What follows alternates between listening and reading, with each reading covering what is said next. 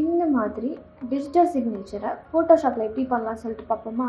அதுக்கு நீங்கள் வந்து ஃபோட்டோஷாப்பில் உங்கள் சிக்னேச்சரை ஆட் பண்ணிக்கோங்க. ஆட் பண்ணிவிட்டு இப்போ என்ன பண்ணுறீங்கன்னா, இப்போ சேனல்ஸுங்கிற ஆப்ஷன் இருக்கா, இதை கிளிக் பண்ணிவிட்டு இதில் ரெட்டை கிளிக் பண்ணிக்கோங்க. கிளிக் பண்ணிவிட்டு இப்போ என்ன பண்ணுறீங்க அப்படின்னா, இமேஜ் ஆப்ஷன் போயிட்டு அட்ஜஸ்ட்மெண்ட்டில் லெவல்ஸ் எடுத்துக்கோங்க. அங்கே போயிட்டு லெவல்ஸ் வந்து அட்ஜஸ்ட் பண்ணிக்கோங்க.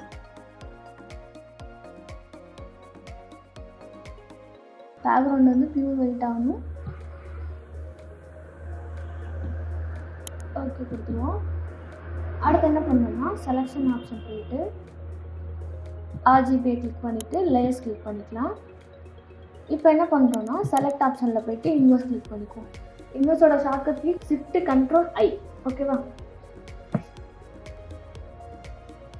நியூ லேயர் க்ரியேட் பண்ணிவிட்டு எடிட்டில் ஃபில் ஆப்ஷன் போவோம். இங்கே வந்து கண்டென்ட்டில் வந்து பிளாக் கொடுத்துக்கோங்க. கண்டென்ட் அவரில் இருந்துச்சு அப்படின்னா மாற்றிக்கோங்க பிளாக்னு சொல்லிட்டு.